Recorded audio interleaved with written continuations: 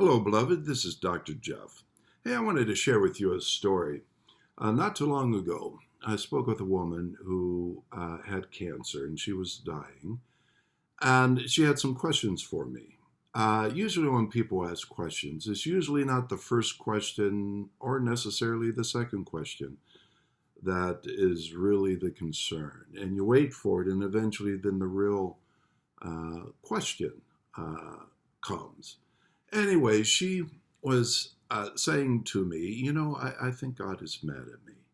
And I said, why do you think that? She says, well, I doubt, I'm not certain, I have fear. And I said, that's okay. And we talked about that.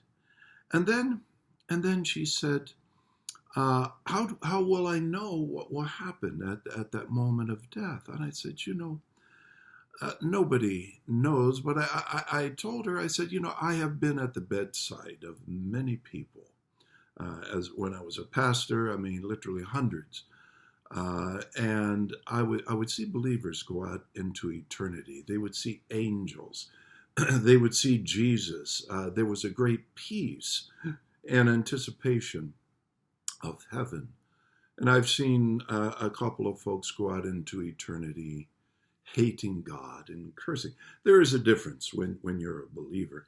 And I assured her, as Paul says, but in Ephesians 4:7, that grace will be given at that moment of death.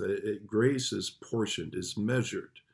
And when we need that grace, it will be there. And then came the real question. She says, will I know my children? Will they know me? And her children are young. And I said, can I get a little theological with you? And she smiled because she knows, she knows me, and that, there are no simple answers sometimes. Anyway, what I shared with her, I said, now listen to me. I said, before the planets and the stars and the moon and all these things that were created, what was before all of the creation? And she looked at me. I said, well, before everything was created, there was God. And time as we know it is measured by mass, energy, space, this thing we call time, the clock ticking. I said, before creation, there was God. And with God, there is no time. He's beyond time. He's before time. He's after time. And I said, listen, in heaven, where God is, there is no time. And I said, now listen, this is how it will be. You close your eyes, that grace will be given. And 1 second, maybe 2 seconds, maybe 3, and you will see your children, and they will see you. For them, it will be 70 years. I said, all the stories that they'll tell you, and she smiled. And I said, listen, there is no time in heaven. And yes, your children will know you. Your husband will know you.